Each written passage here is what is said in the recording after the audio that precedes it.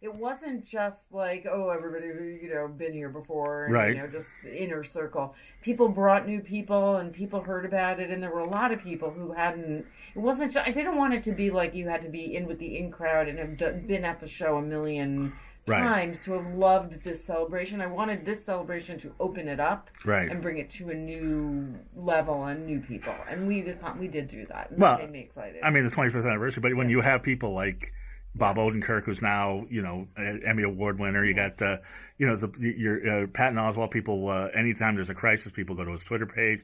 They started with you. I mean, they really did. Maria Bamford. But then there was, Alex Edelman told an unforgettable story. People didn't even know who he was, a lot of people. And he was spectacular. Still breaking new comics. I love that. Byron Bowers, and that was true of Rebecca Corey. So it was really important for me to mix generationally the people who have come through the different phases and make it clear that this was not... Because it did feel a little bit like maybe this is like a celebration end of, maybe this is it. Because the perform space you were doing it at was over, so we weren't going to go back to that. And where were we going to go? We didn't know. And I also knew I couldn't keep doing a weekly show in that way because I just have a lot of other stuff I need to do. There's a lot of other writing that's getting done now without a weekly. I need to get back to my own performing in a way outside of Uncabaret that I can't do. But, the whole comedy landscape has shifted. And I considered stopping, but I do really love Uncabaret. Right. So we went to monthly. Now, a couple questions about the 25th anniversary show before I move on to that. Sure. First off, I read that Scott Thompson had never performed out of drag before Uncabaret. Scott Thompson from The Kids in the Hall. That's true, yeah. And you encouraged him to go out. That was true. He watched... In the hall, we used to at Luna Park, there was a stairway, and he watched for a long time. He was friends with a lot of the people, and he would watch. And so we talked about him doing it, and he said he wanted to do it, and blah, blah, blah, blah. So he's standing there the first time he's going to do it, and he's holding a wig, and I was like, what are you going to do with the wig? He's like, that's for my character. And I was like, that's the one rule. Like, that's the rule. No characters. You're yourself. That's what it is. Oh, I can't go on stage. And then he said, fine, I'll go on stage and I'll tell people won't let me come on as a character and I'll tell everyone what's happening. I said, go ahead, tell everyone exactly what's happening. And he did, and it broke the ice. And it was very funny, I'm sure. And that was the first time. Yeah. And I also, I'm blank, is it Jill Soloway, the showrunner for Transparent? Correct. And Julia Sweeney were on the same show. Yeah. And... You know where I'm going with this. I don't. Is there a fight? I don't know. Well, no, Jill had said that It's Pat was an offensive portrayal of a transsexual. Right. Well, you know what? Julia addresses that in her... I can't remember if she did it at the anniversary show or if she did it subsequently. It's in her one-person show. Right. And she's told it on the night. She said something about she's the Al Jolson of trans. She looked at it and she watched it with her daughter. And, I mean, we were talking beforehand about going back and looking at old stuff and... certain old comedies now seem rapey and, blah, blah. Anyway, she Morgan, your podcast burst your bubble. It's Pat. So, yes. She went back and looked at it herself, and it's really interesting to hear her, and she was like, no, that was the whole point. It was about the people who thought that, not about Pat. So, but it's interesting, yeah. But it filtered through a mainstream audience sometimes, yeah. Very interesting. Very self-conscious. I mean, Julia is so conscious, So. Right. And it just sounds like it was a great time. And it went out for like 3 hours? It did. It was over 3 hours. And I told people ahead of time how long it was going to be. And I said, you've all been on flights longer than this. So, I loathe an intermission. And we just did it, Right. And it was, it was very... It was very high energy because it was a night where, I mean, you say, you change comedy, and I go, but, there was a sense at all those years ago that comedy was very routinized, it was very rigid, it was very guys in white ties, it was white, it was tight tens. It was trying to get sitcoms. Part of the thing is there was a economy that doesn't exist anymore. But that economy was you get a holding deal, you get a sitcom, you get rich, you become right. And that, for better or for worse, is very blown apart now. But even in the day, comedians were really. I mean, it all rubbed me the wrong way. I came from the art world. I couldn't even bear the caricatures on the walls in comedy clubs. I was like, it's bad art, you guys. It's bad art. But, I've talked about this ad nauseum, but, it's an awful, we were talking about this backstage, being a, rock and roll girl, being a comedian girl. It's not as bad as it used to be, but, I mean, I do remember, this was before Andrew Dice Clay was A Star is Born, but, when he was doing his character, and, it was so hateful towards women, and I was standing backstage having to follow him, and I just don't have the heart to do it, because I don't want, I was hating him, I was hating the audience, I was hating myself for hating them, I don't do well with hate, I'm not that girl, and I just kept thinking there's got to be a better way, and so, with this idea of there's got to be a better way, it wasn't until then I performed at the Women's Building, and they were laughing too hard, and I said to them, when was the last time you laughed? They said, we don't laugh, and I said, I'll make you a show, it'll be unhomophobic, xenophobic, unmisogynist, it'll be the Uncabaret. Did you cringe when you saw him in Star is Born? I got a little bitter. Andrew Dice Clay was in Star is Born, and you weren't. Sorry, language. But That's definitely encouraging. I mean, look, if any people can change part of it, I mean, the thrill of Uncabaret for me is, I thought comedy could be better. I thought comedy could be more inclusive and open and different and more. Not just that, but do you think it is, or do you think it's still got ways to go? Sure, both things. It is. But at least possible for it to be that now. All of it isn't, and it never will be. But that possibility is now real. And to me, in order to live, I need to believe that people can change. And I need to believe that the world can change, or I can't go on. So the only way to do that is to be someone who can change. Right. To change yourself, and change what you can. That's you. And work on it. And I have seen Uncabaret change. I've seen comedy change. It is very heartening.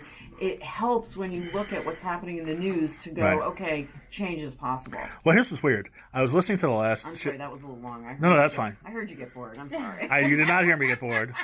But, no, you did not hear me get bored. But I know you had that prepared. I'm trying to do an Uncabaret and get you out of the prepared material. I didn't have that prepared. That's didn't you? Okay. My truth. That's your stream of consciousness. I didn't know I was going to say that. Okay. I just believe it so hard it sounds prepared. She's merely eloquent.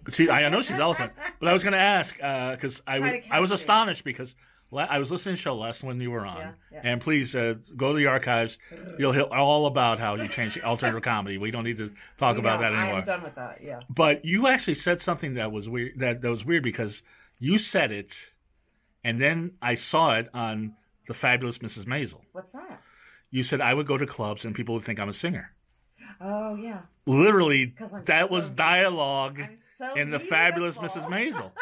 Yeah, you walk in. I mean, it's well, what do you think of the show? And what do I think of Mrs. Maisel? Yeah. Well, I loved season 1. I have only watched half of the first episode of season 2 because Amazon and Google Chrome Cast, whatever it is that I have, they don't get along, and so I haven't made my way. I don't like to watch on the computer. I work on the computer all day. Right. If I'm going to watch a show, I really loved season 1. It was so much fun to watch. I right. mean, but the comedy. Nobody in 1959 was calling their kids pussies on stage in 1959. It's not realistic in any way. I mean, she's doing comedy that's good now. You understand it's not a realistic show. No, I got that. No. And I like... it's a cartoon. I like the rest of it, but the comedy stuff, I'm like, wait a second. Well, they're making it for an audience now. Right. The clothes didn't actually look like that either. And Lenny Bruce would not have, I mean, it's not real. Okay. It's a made-up thing. But it's a fantasy. It's a fantasy show. Look at the creator's hats. I mean, she walks around. This is not realistic, and it's important to understand that it's as much about today in 1950s clothing as it is anything else. But you got that. I just made that up for you. I never thought that before. But you got that in the 80s and 90s too. People thought you were the singer. Yeah. Are you the singer? I think I got it last week. I mean, that's not made up, and that's real, right? Because. Look, I'm not my looks. I'm what I am. You're a beautiful woman. Stop it. You are a whatever. woman. Thank you. But I'm not pretty. I'm not a certain kind of beautiful. I'm Jewish is what I'm saying. Right. I'm not like. I'm not a You're a dutiful. I'm a dutiful woman. Yes, you're a dutiful woman. But there's a whatever. Yeah, it's like that stuff. Actually, another dutiful woman that I didn't know was Jewish. You didn't know? Well, yeah. Savannah. Yeah, this sort of shiksa a drag, this hair. Right. Yeah. But we were talking. She was saying about rock and roll. Mm-hmm. I think we were actually reminiscing about the '90s and Hole and how great and revolutionary that was. Mm-hmm. It's not like that now. Females sell more records than men these days, but it's pop. Yeah, it's purely pop. I mean, or rap. Yeah, you see very few female rockers out there. I mean, as someone who plays a lot of rock shows, right. I'll oftentimes be the only girl on the bill. Right. Has anybody ever said, "Are you the comic?" Or no, okay. I have. No one's ever suggested that. Although sometimes I get shoved onto. Sometimes they'll be like, "It's a female-fronted night," and they'll be like, "You all belong together," and it'll be 18 different fucking genres and bands that do not belong together at all. Right. And which is in a way almost as offensive right. to me, because I'm like, it's just because you're girls. The only commonality that we have is vagina. Yeah. But your video creature, last time you were talking about it, the super secret, it hadn't come out. Finally came out. Yeah, that fucker took me a long time. It took you a year. And you have a new video that did not take you a year. Now, and I said Yahoo put it as one of the 10 best. You got some press out of it. Well, Creature got the top 20 on Yahoo. Right. Rock and Roll No More, it just came out maybe 5 days ago, but yeah, there's some press coming out on it that I know about. Again, I can't talk about that. Well, can I ask you? I think I read something. Your mother was involved in music videos. Yeah, my mom was a music video producer for 20 years. Okay, so she quit when I was a little kid. But did you ever come to her and say with advice or anything, or did you ever? I should have. It's so rude that I didn't. I mean, my dad's a cinematographer too, and I also didn't go to him. I'm very turned off by nepotism in general, and I like to do things on my own when I can. Right. So. Because my dad's a knife dealer. If I ever want to buy a knife, I'll ask him. But yeah. But don't you think there's stuff? I am always jealous of people who grew up in show business, because I feel like I had to learn every single thing, but I know a lot about fabric. But don't you think there's some stuff you just pick up, like, not literally, but like at the dinner table? Yeah, I mean, well, yes. Were you ever on a set? Were you ever on a set? I was on the set all the time. Yeah. Both my parents worked, so I basically just, like, my dad would be like, here's a PA, and whatever stage animal, like, pet it. I very clearly remember hanging out with just a bunch of orangutans when he was shooting a Tang commercial. What about music videos? Were you ever on the set for those? Music videos, yeah, but I didn't really know anything about it. Right. I mean, it was, I remember the only, like, star moment that I remember is learning a G chord from Chris Isaac when I was maybe, like, 7. Wow. That's a thing. Yeah, that's a thing. And I love Chris Isaac, actually. Yeah. So that's pretty cool to me. But it wasn't a huge part of my life. And again, my mom quit when I was really young. Right. And then it's not like it's been a boon to me now, because, and I have been like, hey, do you know anyone who I can showcase my stuff to or anything like that? And she's like, I don't know anyone who's in the music industry now, so it doesn't even matter. But in terms of growing up in a family where you speak about art all the time, and it definitely informed the way that I look at movies. I look at movies really, really closely. You have a good eye. You were just born to it. I guess so, yeah. I mean, I'm a pretty good photographer, and then, I generally am pretty bossy when I do my own videos and what have you, and I usually, I taught myself how to edit when I was in art school, just because I ended up doing a bunch of video projects, and so I edit most of my stuff as well. So yeah, I mean, it's all in there. Yeah, sure. To get back to Beth's question that I rudely interrupted, and I really did. I'm sorry. No, like I'm not. No. In the dinner table, do they talk about cinematography, editing, things like that? Like at the dinner table? Well, they never talked about editing. Neither of my parents gave a shit about editing. Okay. In fact, I remember my dad telling a joke about editors one time, which was, you know what editors use for birth control? Their personality. Oh my God! I'm sure he was just joking. I mean, I'm sure he loves plenty of editors. Right. And just thought it was funny. Well, you edited your videos frame by frame, so Yeah. you can see why they're assholes. Yeah, no, we're really obsessive and really intense people. That's absolutely true. Hannah, what did you think of the video Creature? The stop motion one. I thought it was beautiful. I think everything you sent me was beautiful, and your outfits.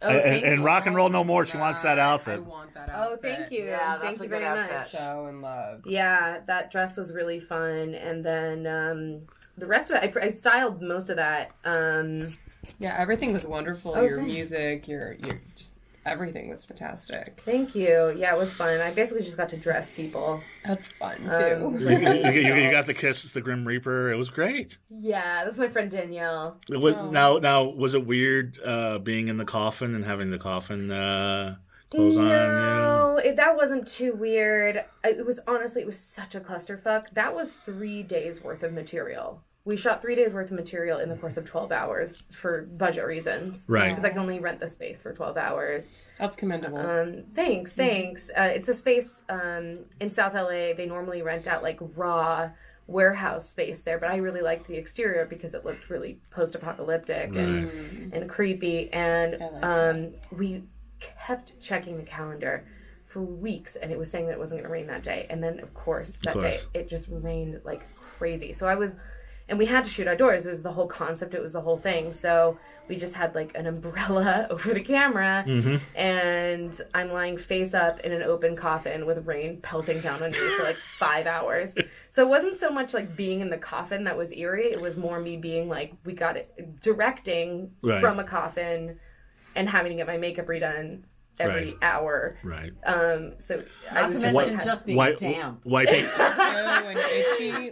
Yeah. Wiping your glasses. Also, I sang to a lot of the parts of me singing we did in slow motion because I wanted to see the rain. Right. So I had to sing to the song at 2.5 speed. So no, extra fast. Yeah, so I had to sing to the Chipmunk soundtrack. So I was like, and your band was playing double speed? The track was on double speed. Yeah. Right, nice.